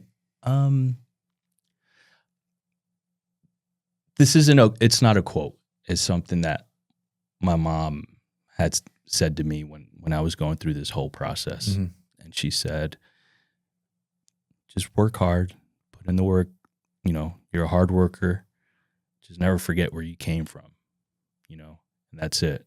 And that resonated with me because I was just a kid from Newark, you know, and now I'm on TV every week, and it's just, you know, that motivated me to get to where I want to get to. But at the same time, it kept me humble because, you know, it was people like my mom and my dad who like helped me set that foundation, you know, exactly. And guys I wrestled with on the indies or you know what I mean? Or like even my cousins that I used to wrestle with when I was a kid, you know, like it's just, she always would say, just get to where you want to get to.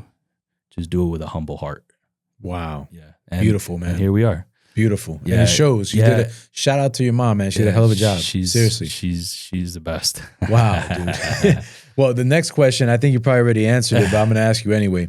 What person in your life has brought you the most influence? Yeah, it got to be my mom and my dad. And your pops. You know? My mom and my dad. My mom, you know, she single woman, you know, raising me, and you know, I'll do anything for that lady. You know, she's the reason why I'm here, and And same for my dad. You know, my dad could have said, "No, you're not going to do this. I don't want you to do this." They pushed you. Yeah, they inspired you. They motivated you. He helped me. He schooled me. He put me in contact with all the right people. He introduced me to all the right people. You know, and that's not something, you know, I'll ever forget. It was just pretty cool to be able to go through this experience with their help and their guidance. You know, being able to apply what I learned as a kid now throughout this journey it's made it even more special for me. Absolutely. So, you know, that's why I always go back to my mom. I always go back to my dad for advice, anything, like, you know, talk to me. Yeah. Talk to me. What do you got for me? You know? Keep giving you that knowledge. Yeah. Yeah. Yeah. And love. Yeah. 100%. Yeah. 100%. Dope, brother. What's your lightest and darkest moment in your life so far? What has been the lightest and darkest moment? Lightest. When you say lightest, like something that just an amazing feeling you never forget, or, you know, a very positive thing, a life-changing thing that happened in your life. That moment would have to be signing that contract for the first time. I agree. That was 100%. a highlight of my life. Yes. This signifies that all the hard work that I put in was all worth it. All the dedication, all the sacrifices, losing of sleep, being late for work. Yeah. Because, you know, you had to drive 8 hours the night before from wherever because you had to do some indie show in front of you. Taking bumps. Yeah. Being able to sign that dotted line is definitely a highlight of my life. And my darkest,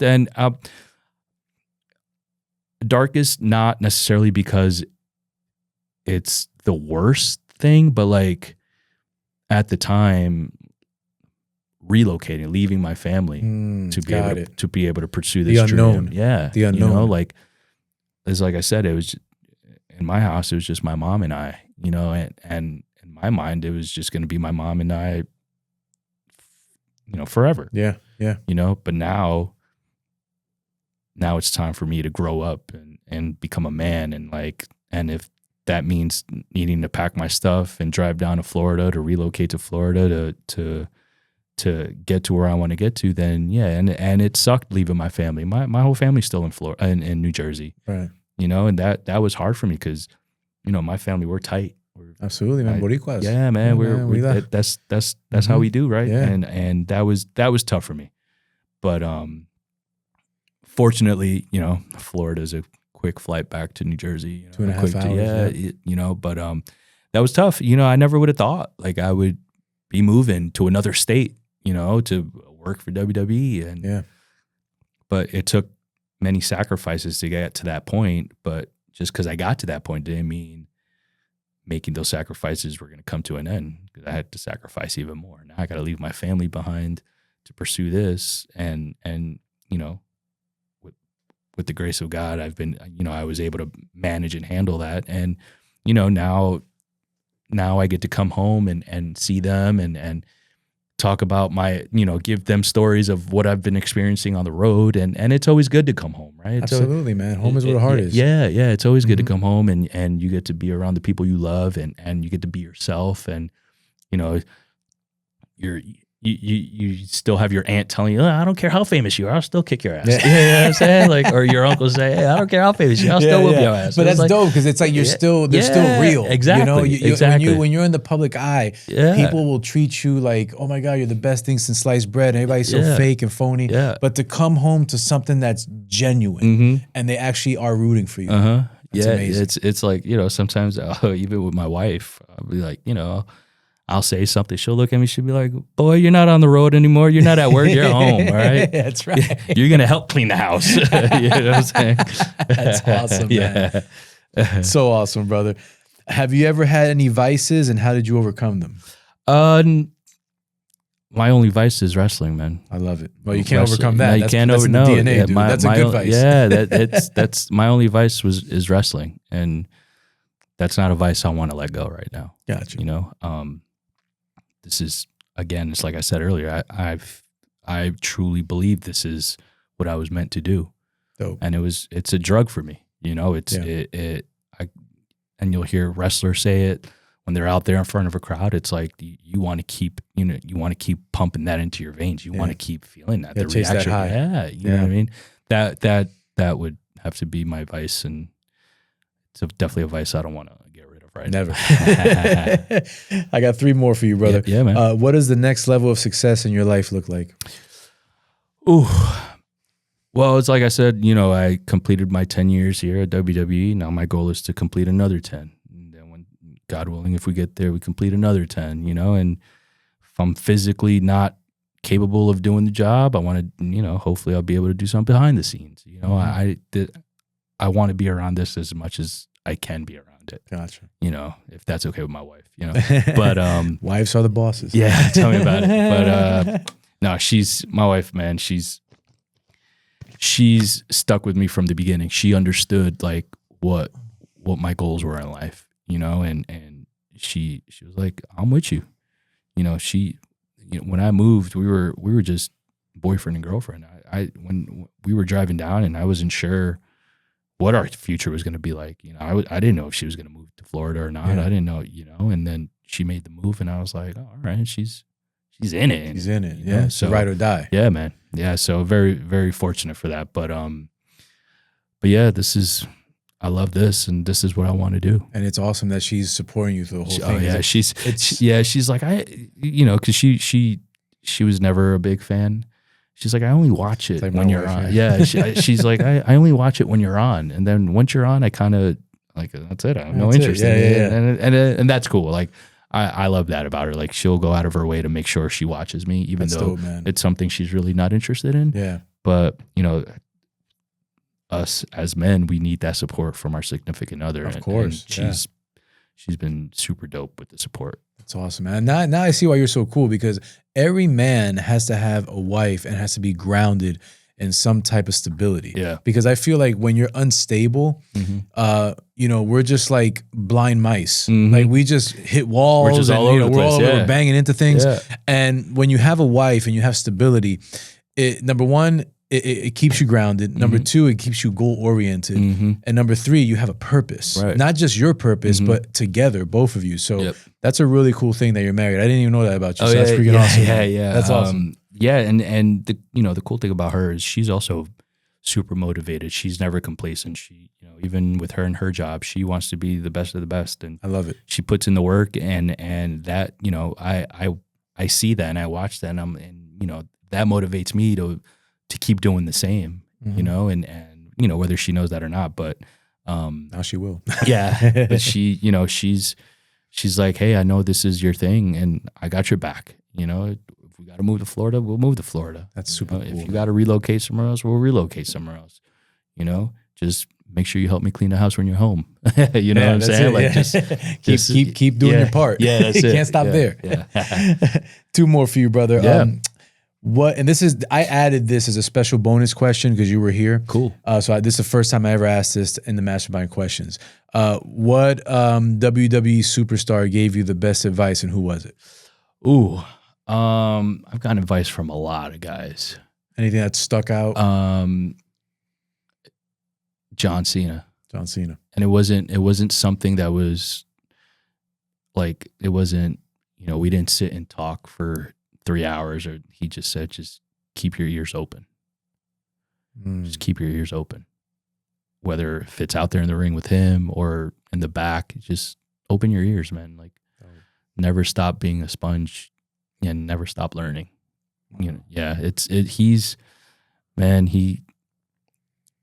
Again, they don't call him the GOAT for nothing. Yeah. He's a special type of guy. Yeah, man. Like he could sit in the ring for 8 hours and just spit knowledge, and everyone would sit there for 8 hours and listen to him speak. Because he's done it all. Yeah. He's done it all. There's nothing left. Yeah. He's the man, and just keep your ears open. Very dope, man. Yeah. Very dope. Last question for you, my brother. And this one always stumps a lot of people, so take your time if it doesn't come to you right away. Mm-hmm. What's the last thing you purchased that changed your life? The last thing I purchased that changed my life, probably my house. Nice. My home. There you go. I again, growing up with a single mom, in an apartment, it's you don't think about that stuff, you know? And when I was able to buy my home, I was like, yo, it's different. It's different. I pay a mortgage. Yeah, I'm a grown ass man now. I own a home, you know? And it just, that just kind of like, I was like, whoa, life is happening right now. Yeah. Like life is good and it's happening. Life is happening. And again, I got to thank my wife for being by my side for that. And, you know, WWE for allowing me to be able to live my dream and provide, you know what I'm saying? And to be able to do these things and buy a house and put food on the table and, you know, own a car and, you know what I mean? Like, to some, it may not be that big of a deal, but like for me, stuff like that is like, you know, considering how I grew up, where I came from, you know, like it was just, when I was able to do it, I was like, now I'm a grown ass man. Yeah, you know, you made it. Yeah, you made it on every level, man. Yeah, that's it. And it's an amazing thing because we come from, you know, I was born and raised in Newark, just like you, and unfortunately, there's always this poverty mindset that is given to people in the inner cities. That's like, you got to be on Section 8. You got to be on welfare. Yeah. You got to, you know, never leave the Section 8 apartment or, you know, just get yourself a job and be sad and depressed. And then there's a liquor store on every corner. There's McDonald's down the street. Blah, blah, blah, blah, blah. For us men, I'm speaking for both of us here, to get out of that and to find a purpose that's greater than the inner city, but it's global. And for you to own a home, for you to be married, for you to live in your purpose every day, doing what you love, and getting a paycheck for it, it is the most beautiful testament of a life that is deserving based on the hard work you put in. Because you could have easily, brother, went left. You know, like I have friends of mine from back in the day, they're either dead or in jail. I know it sounds like very like generic. Everybody says that, you know, they're dead or in jail, but it's the truth. It's true. Like, you know, especially so where we come from. Yeah. So it's a blessing to have you sitting here today with me and sharing this story, because somebody out there is from Newark and loves wrestling just like you, and they see you as a beacon of hope. So this is why I started this podcast, is to really shed light on the stories that matter, because I really pray that someone watches this interview and takes something away, and maybe one day full circle sees you somewhere 20 years from now and says, I saw you on this little podcast. I'm an artist, not a salesman. And you know what? Now I'm in NXT or whatever. You know, it's just, that's a cool thing. And like, look, that's how I got to where I'm at. You know, I watched, you know, when I would go to shows with my dad, I was watching those other wrestlers, and now, like I said, you know, guys like Nunzio and the Dudley Boys and Taz, and like saw them at a little crummy indie show to then make it to, you know, to then be on TV with ECW, and then next thing you know, they're all in WWE. Like that's the life I wanted to be able to live, you know, and for some it comes easy, and for others it doesn't. And I'll be the first to admit it didn't come easy for me, you know, like, you know, I still had to work. I still had to do all these things. And these are all things that, you know, your parents teach you growing up. Like, this is what life is like living in Newark, you know, like you got to put in the work. Yeah. You know what absolutely. I mean? And, yeah, it's just, it's just very special. Like, again, when I get those messages, or when, like, you know, people approach me and they're like, man, I love your work. And, you know, man, I want to be a ref, or man, how do I get involved? Or, you know what I mean? Like that's just super cool, you know, or, hey bro, I got your trading card at home, or so hey, dope, I got, man. You know, it's dope. It's pretty cool. It's very cool, actually. Dude, coolest job in the world, man. I am so proud of you for, Thanks, you know, representing us the right way, and for really, you know, sitting in what you love to do and really embracing it and growing. Yeah. And I think you're a motivation for a lot of people. And, you know, I just pray that you have nothing but way more success, way more validation, way more growth, and way more things on the horizon that you don't even know what you're getting yet. Amen, but I think God's going to pave the that. way for you, man. Hey, real quick, to the youth out there and to anybody out there, never stop dreaming. I am a prime example of someone who had dreams, who had goals, and I was able to accomplish those things. So to the youth out there, just work hard, put in the work, do well in school, get that degree, and you know, it's like they say, anything is possible. And again, I'm a prime example of that, and I'm a firm believer of that. So just do the work and chase those goals, and you know, maybe one day you'll be sitting in this seat telling your story. Awesome, man. Beautiful, beautiful advice, man. Amen, brother. God bless you, man. Appreciate Seriously, you, bro. man. Thank you so much for doing this, man. Let's do this again, yeah, man. please. Yeah, we'll do it another year too. Whenever, hey, listen, I tell this to every guest, open door.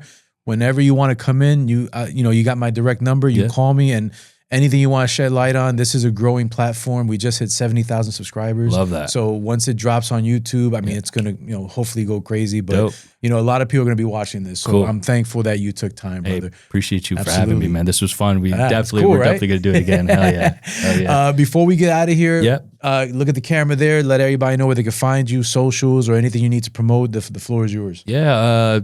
IG, X, any social media, Eddie Orengo, WWE. Orengo is ORENGO. And you can find all my nonsense on there, work related, outside of work related. And to all of you that, show your support, I appreciate you. I thank you. To those that reach out in hopes to getting a response, and whether I see it or not, just know that I appreciate you all. And let's do this for another 10, shall we? Yes, sir. Let's do it, man. Yeah. Man, thank you again. Last question, and I promise you we're wrapping. Jake, we're done here. Yeah. Fantasy booking real quick. December 13th, who's John Cena's last opponent? Ooh, John Cena's last opponent? If you know the answer, don't say it here, because I don't want to get in trouble. I don't know the answer, but if you own WWE. Can I give you a dream opponent? Please, fantasy booking. And it's funny because I'll give you mine. I thought about this the other day, but I would like to see John Cena go at it one more time with Umaga. Did he have a big back and forth with Umaga? Him and Umaga had some bangers, and really, yeah, there was one match where they tore the ring apart. They ripped the ropes off the ring. I think I know what that is. And we could go back and watch it, but and Umaga was a badass. He was, that Samoan lineage. They're all beasts. And him, Cena and Umaga had a few bangers, and man, just one more would be dope. And that's your personal, if you had the dream match. Yeah, that's gotcha, me. Man. That's me. Yeah. How about you? I mean, it's not gonna happen, but it would have been dope to see The Rock. But I know that's out of here. So I would say, based on the history, Edge. Yeah, but I don't know if business wise if that can even happen. But it'll be pretty cool. It'd be awesome. Edge is also he's a general. When it comes to pro wrestling, and I'm with you. I would love to see that too. Yeah, it would be. It would be great. But let's see, man. He's only got a few more shows left. So 3 or 4 more, right? And that's it, man. Yeah, so but do it again. Thank you so much, and. We'll do it again soon. Absolutely. Thank you, brother. Absolutely. Appreciate you, man. Yeah. Thanks. Guys, that is a wrap on episode 52 of I'm an Artist, Not a Salesman podcast. If this podcast inspired or moved you in any way, please subscribe to our Apple, Spotify, and YouTube platforms by typing in Luis Guzman, I'm an Artist, Not a Salesman, and clicking that subscribe button. Please make sure to follow my Instagram handle at I'm an Artist, Not a Salesman for further content and updates. I am thankful for every listener. I pray you have a blessed one, not a stressed one. Peace. I need you by my side.